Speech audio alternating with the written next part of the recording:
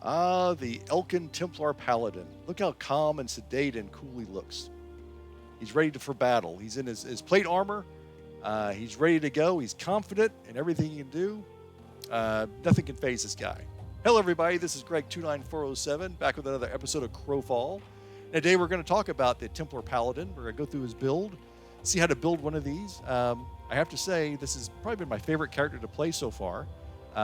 He's got a lot of advantages in his play style. He has some disadvantages, which we'll go into in detail a little bit later in the episode. But we're going to go over everything about him and how to get him ready for battle, so that when you get ready for PvP on your guild, you'll be ready to go. So, oh my goodness, and yet he still survived. So the Templar is one of our 4 fighter categories for melee DPS. We have the Templar, we have the Knight, we have the Myrmidon, and we have the Champion. And of those 4, the Champion and the Myrmidon do the highest DPS. They do massive amounts of damage early on. They have no mitigation for those kind of things, though. They just have to jump in and they have to fight and swing their axe or mace or sword or whatever it is as much as possible and kill as quickly as they can. The Knight and the Templar, however, have a blocking mechanic, which comes in very handy, so they can block damage and mitigate damage, so their DPS is going to be a little bit lower because they do have this advantage. Now, between the two, Knights and Templars, Knights have a blocking mechanic where they can just kind of block all day with their shield, and they can block 50% of damage that comes in, so that's pretty good. The Templar, on the other hand, we can block 100% of damage coming through. Well, that sounds fantastic. Well, we also have to, we can only block, or what we call in our case, parry, for as long as we have these pips. And you can see there are 5 pips right above his power bar. And so as we hold our parry, which is going to be our right mouse button, every 5 seconds or so, we're going to lose a pip. And after we run out of pips, we can't do that anymore. So you can't just stand there and hold your sword up and parry every single thing. But it is a big advantage. And it's really what helps make us one of the tankier characters in the game as a paladin.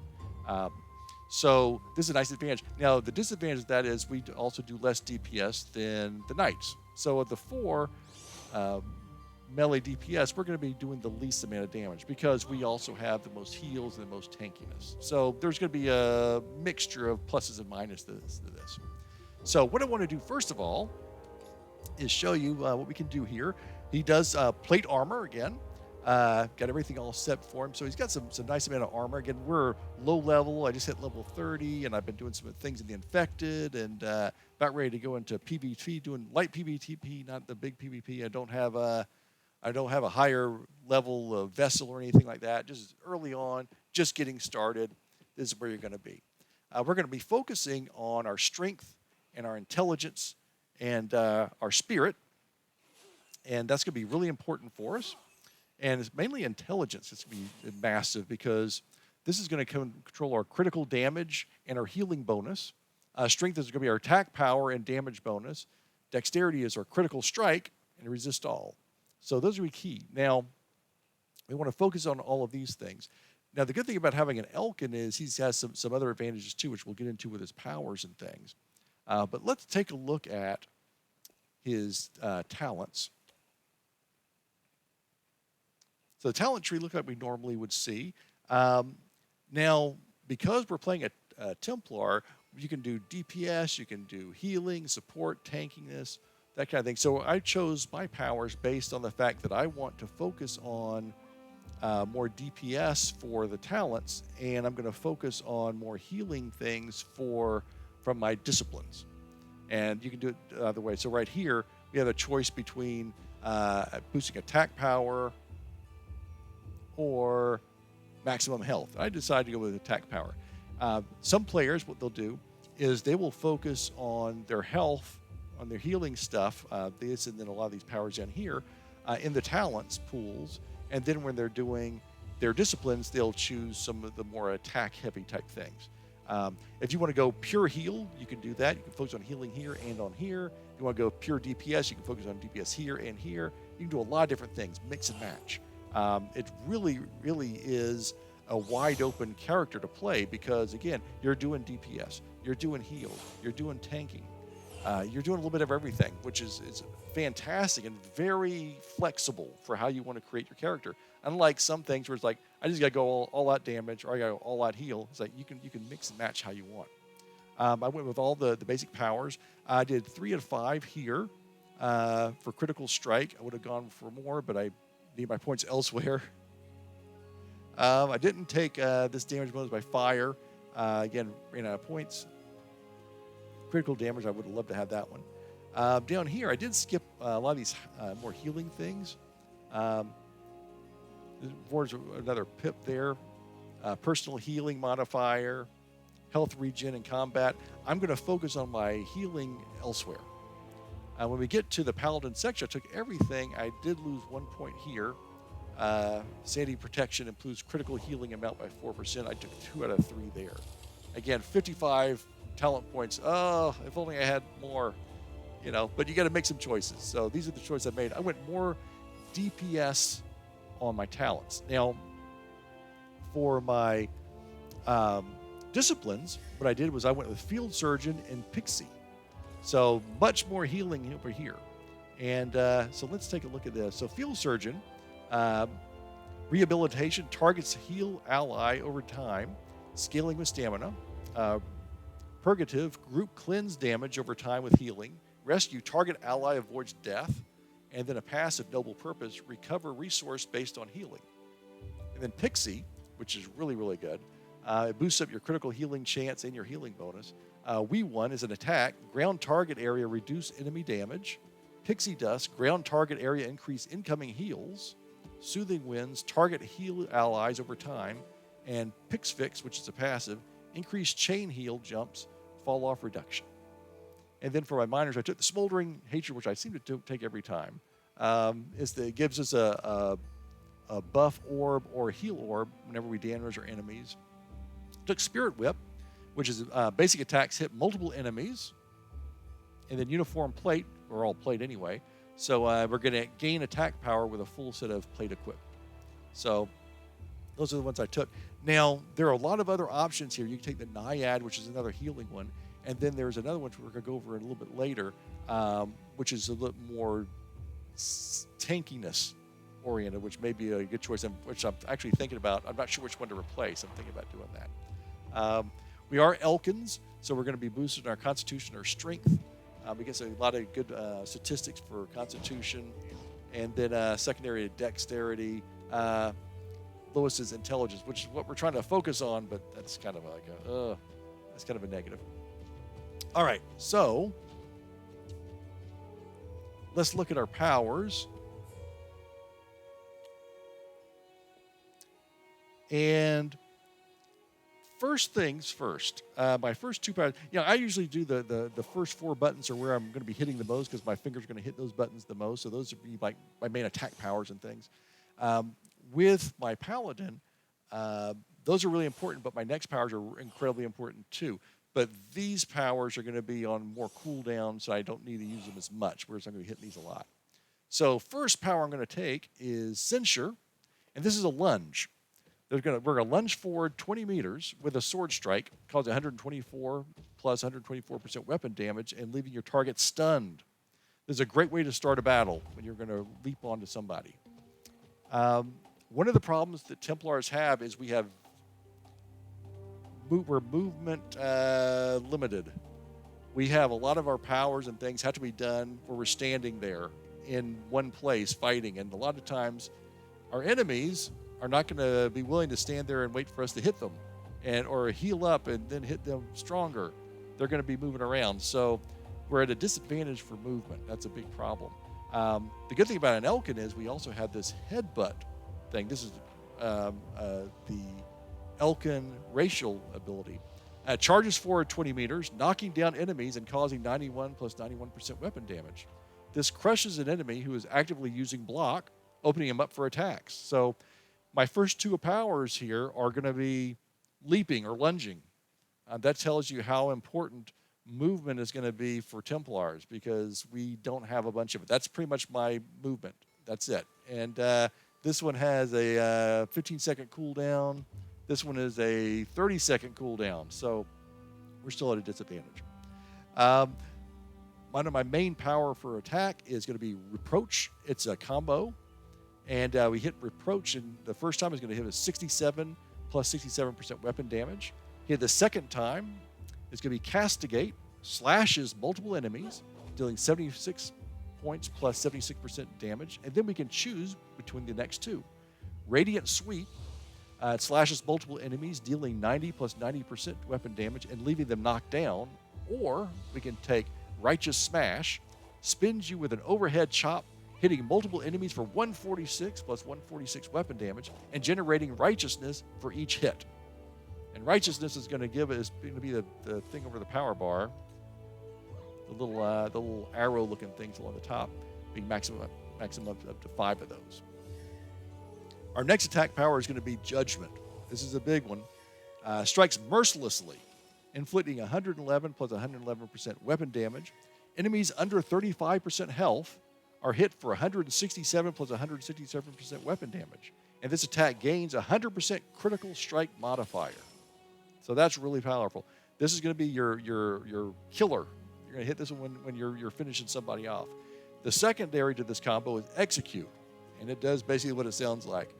Slashes without remorse, dealing 197 plus 197% weapon damage. Enemies under 35% health are hit for 296 plus 167% weapon damage, and this attack gains 100% critical strike modifier.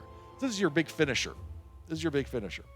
Now, these 4 powers are the ones I'm going to be hitting the most, but not quite, because let's look at our basic attack power. It's a 3-part, as they all are. Great Swings, attacks for 90 plus 90% weapon damage. We have Divine Overhead, attacks for 117 plus 117% weapon damage. And Smiting Spin for 162 plus 162 weapon damage. That's a pretty solid basic attack power. And again, I've taken, which one of these did that? Which one? I think, yeah, here we go. The Spirit Whip, basic attacks hit multiple enemies. So every time I use my left mouse button, I'm going to hit multiple enemies in front of me for all that damage, which is really, really helpful. Now, one of the key powers in this build is going to be your right mouse button. Oh, look, it's not a dodge or a roll. Righteous Stand. Righteous Stand is what allows us to parry or block. We call it a parry, but it really does the same thing as block. This defends you, increasing your damage mitigation. You become immune to crowd control effects, and any attack that strikes you restores righteousness and triggers righteous parry. So what's going to happen? Someone starts attacking me, I'm going to click my right mouse button right there. Now, this looks fantastic. Notice I just lost my 1 pip down below, and now I can't do this anymore. See? So what happens is, when you hold this up, you're blocking 100% of damage coming your way, but it's going to knock down your pips. And every 5 seconds or so, you're going to lose a pip, and that's going to drop it. So you can't do this all day long. You can't just stand there. Oh, I'm in a battle. Everyone stay away from me. I'm not going to take any damage. Nope. You can only do it for a certain amount of time before you lose it. But you are blocking 100%. Now, here's the beauty of this. If you're fighting someone at melee range, someone's hitting you with melee attacks, and you've got this up, when they hit you, but they didn't do any kind of at all, what's going to happen is, you know how when you do a combo, and like you hit a power, and then there's a little thing on the screen that says, hit the 3 button again to do this, or hit the E button to do this on a combo. When you've got your parry up and someone hits you with melee damage, a little button right in the front of the screen is going to pop up with an E, and it's going to be righteousness or righteous fury or something like that. If you hit the E button, it's going to hit back on your melee enemy, and that damage is so massive, it's so big that it's going to do major amounts of damage to your enemy. Actually, let's take a look at that. So I'm going to go into a practice dummy, and I will be right back. We'll take a look. Okay, we are just in one of the PvE sections. Let's go to some of these practice dummies and see what we can come up with. So if I'm going to be hitting my left-hand button, And it's doing some nice damage. Notice it's hitting both practice dummies, that one and the one next to it. And I'm going to get my pips up here. Get all my pips. Now, if we hold this up here like this, okay, then what's going to happen is if this practice dummy could hit me, then a little E button would show up. And if I hit the E button, I would do massive amounts of damage. So I wouldn't be doing like 31, 78, 62, that kind of thing. And I wouldn't be doing, if I hit my reproach, castigate, big damage knocking down. I wouldn't be hitting my judgment and execute. This is big damage. I would be getting more damage off of my clicking on from my parry than I would from anything else. It's just amazing amount that it does. So let's take a look at that. Click on here. Righteous stand defends you. Yep. And that righteous parry, holy smokes, this thing just does a massive amounts of damage on it. It's going to be your biggest attack. In fact, it will do more damage than any of your other powers. So normally, my first 4 buttons here are 2 leaping with minor damage, 2 attacks, and then my right mouse button is going to be the key to this. So that's going to be pretty amazing. And a lot of times what you're going to be doing when you're fighting, let's watch the pip disappear. See? And watch the next pip disappear. If I keep doing this for too long, there we go. Need to build that back up a little bit by doing some other attacks. So a lot of times as a Templar, you're going to be standing there in the battlefield pulling this up. And you can move around a little bit, but it's fairly slow. If you're in a big battle with a bunch of enemies, you can move around some, but it's pretty slow. And so again, mobility is going to be a problem with this particular character. You're not going to be moving around a lot. Now, if I use my censure, it does really well. And if I do my headbutt, that's pretty good. But now they're both on cooldown, and now I'm kind of stuck in the single spot. So those are my attack powers. Let me show you what the real strength of this particular character is, though. Our next 3 powers that I've got on here, and I put these in 5, 6, and 7 because they're the next ones I'm going to use the most often. We have Divine Light. Now, this is considered probably the best power in the entire set. So, Divine Light drains your righteousness to purify the area. Enemies within this field periodically suffer 88 plus 88% fire damage, weapon damage, and each enemy gives you righteousness every 4 seconds. You and your allies are healed 210 plus 21% support power while you have righteousness remaining. So, let's be clear here. What I'm going to do is I'm going to lay this down. And there's a circle around me. It's hard to see. It used to be a little bit more easy to see, but you can see it kind of pulsing there. And for as long as it lasts, which I think is 12 seconds, any enemies that are standing here are going to be taking damage. Me and my allies are be gaining health based on a set number plus my support power. My support power is 700, so 21% of that. That's for each second. As long as righteousness survives. So this is going to be a fantastic way of my enemy's damage is dropping, my health is going up. So that helps with our tankiness. This is a really great power. It has a cooldown of 23 seconds. It's up for 12 seconds. So what you're going to do is you're probably going to alternate that with our next power, Devotion. This is the benediction. Healing you and a group members based on the damage you inflict once per second, maximum of 200. This has a 15-second last, and it's a cooldown of 23 seconds. So what's going to happen here, I hit this button.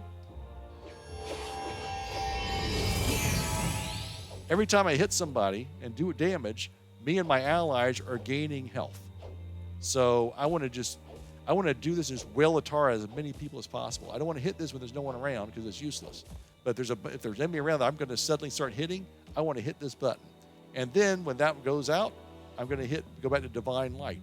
And I'm going to alternate those 2 powers back and forth. And I'm always going to be healing and damaging at the same time. Next power is kind of the third of this tripod here, Holy Warrior. Holy Warrior temporarily increases your maximum health. All damage you inflict while using Holy Warrior is considered holy and cannot be mitigated against. Listen to that. Cannot be mitigated against. So all these enemies that have all these blocks and the barriers and this and that, doesn't matter. We're just going to chop through them like a hot knife through butter. Zealotry is earned by participating in combat and striking with righteous parry. So this power is going to be available and start glowing when it's available when you've been doing a lot of fighting and your parries, all your pips are up, and then you can use this power. Now this power has a 68-second cooldown. So it's up for 15 seconds, 68-second cooldown. So you can't use this over and over and over and over again. So you're going to use these other two powers, Divine Light and Devotion, back and forth. And then when this is available, you're going to use this too. And you are going to be super powerful.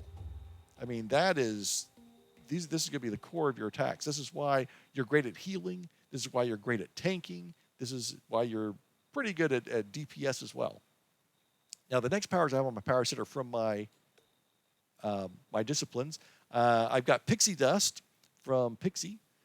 Blankets the target area with Pixie Dust, increasing incoming healing by 25% for 25 seconds. So if I'm already doing healing, I click on this, everybody heals a quarter more. It's great. Rehabilitation, does that come from, it comes from Field Surgeon. Tends to an ally's wounds, healing 53 plus 8.4% of support power, plus an additional 0.61 health for every point of stamina. So that's going to be somewhat of a help.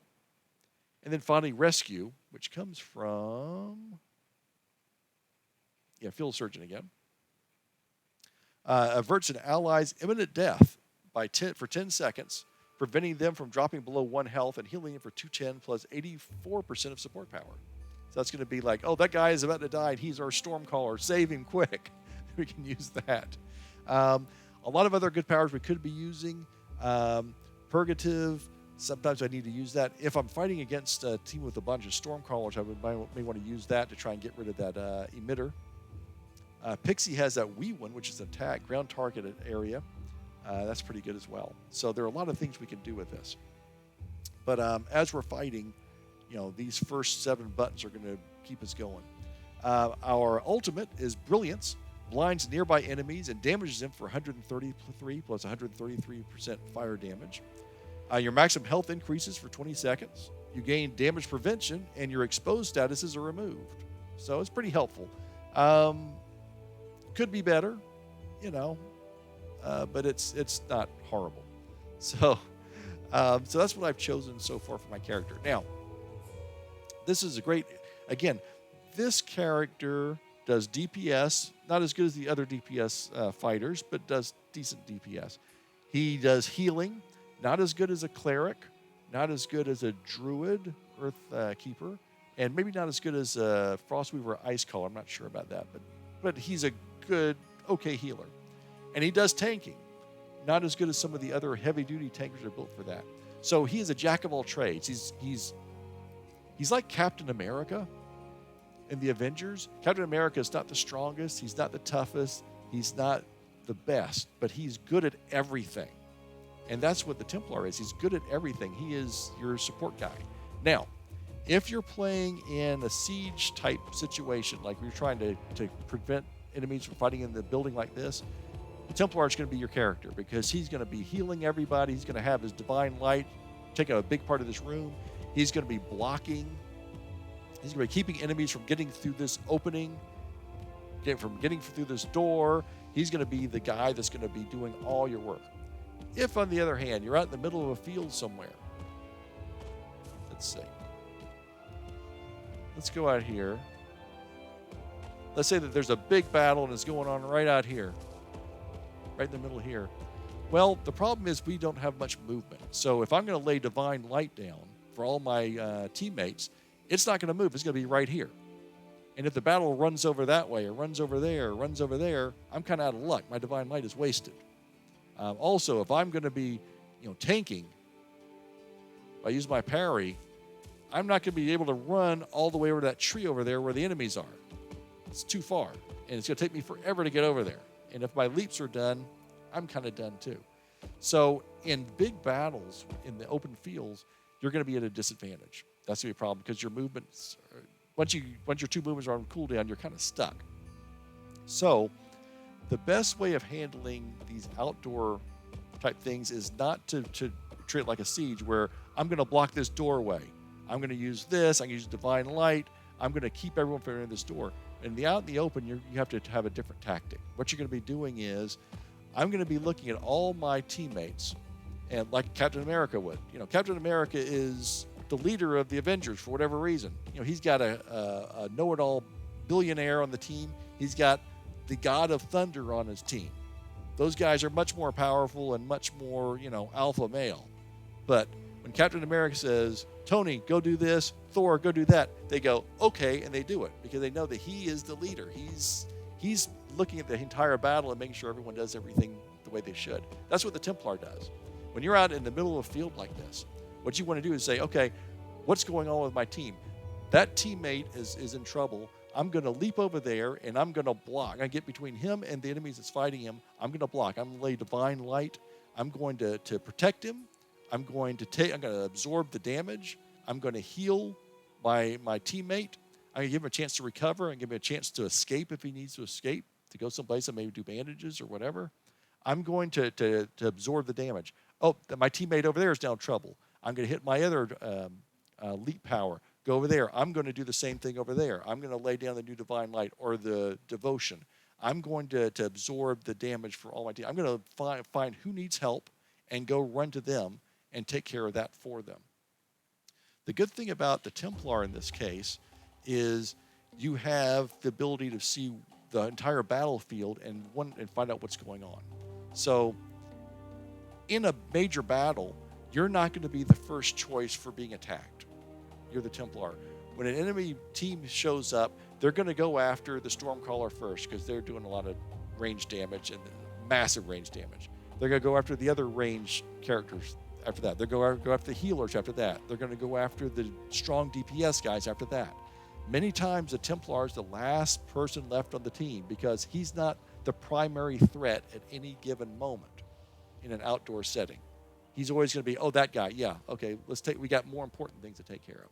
So you're going to be on the battlefield the longest a lot of the time. That gives you the opportunity to not be defending yourself every 5 seconds. You're going to be able to look at the battle and say, oh, that guy needs help, I'm running over there. That guy needs help, I'm going to run over there. That guy needs help, I'm going to run over there. And that's when you're going to parry. That's when you're going to hit them back when you hit the E button. That's when you go to your divine light, your devotion. You're going to protect your teammates. And that's the good way of doing it. Now, if you're a player like me, I just want to be part of the team. I don't want to, tell people what to do and all this stuff. I just want to be one of the members. This is a great way to play in this particular character. If, on the other hand, you do like being the leader, maybe you run the guild, maybe you like calling out, go after this person, go after this person, then Templar is even better because you can direct traffic. You can go through and say, all right, go over here. Everybody to this side, attack this person, and you can lead the battle. You can tell everyone, go over there. Let me show you one other power that you may want to take for your disciplines if that's the case. Be right back. Okay, we're back. We're looking at our major disciplines. If you're the leader of the team, if you're the leader of the guild, and you want to really direct battle and really control the battlefield, what you may want to do is replace either Field Surgeon or Pixie with Standard Bearer. Standard Bearer gives you a Banner of Storms, Group Electricity Damage, Override, Electricity Resistance. This is also really good if you're taking on Stormcallers. Rallying Banner, Group Attack Power, Rescue, Healing, and Slow Cleanse. Bearer's Insignia, it's a passive, increases out-of-combat regeneration. And Sentinel, increases critical chance when standing still. Basically, what you're going to be doing here is you're going to be planting flags out on the battlefield. And a lot of times what players will do if you're going to be guiding the team, you can be on Discord, verbally calling out instructions to people. But if everyone isn't on Discord or they don't know about doing that, what you can do is tell teammates beforehand, when I plant the flag, everyone run to that flag. So what you can use that as a rallying spot. You can go over here, you can plant the flag, and everyone says, oh, that's where the battle's going to be. And then you say, okay, we're going to take the battle over that way now. There's a big group of enemies over there, and you can run over there and plant a flag there. And you can kind of lead the battle that way.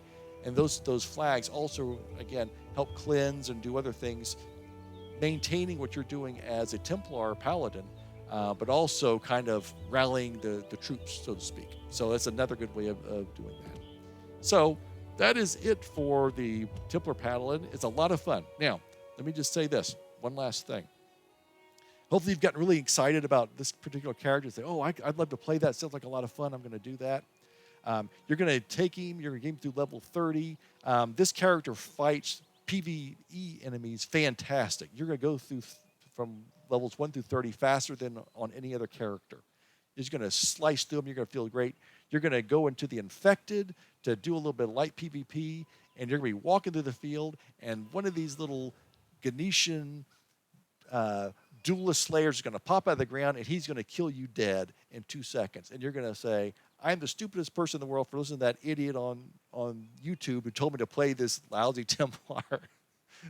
Your kryptonite is going to be these ranged characters, especially those duelists. Every class in this game has a kryptonite. The Templar's kryptonite is going to be ranged because you can't get to him. If you do one of your leaps to that duelist, he's going to leap away from you. And then you use your other leap, he's going to leap again. And you're going to be running around, swinging your giant sword, and he's just going to, like, kill you. I mean, it's just the way it's going to be. That's your kryptonite. Don't let that get you down. 1v1 is going to be kind of tough for a Templar Paladin because, again, your movement is going to slow you down. Any kind of ranged character is going to have an advantage over you. You're going to do fine in 2v2 if you have a good teammate. 3v3, you're going to do fine if you have good teammates. On teams, you're going to do great. Don't worry about it. Just look out for those stupid duelist slayers, and you'll be fine. So until next time, this is Greg29407 saying aloha, and we will see you next time.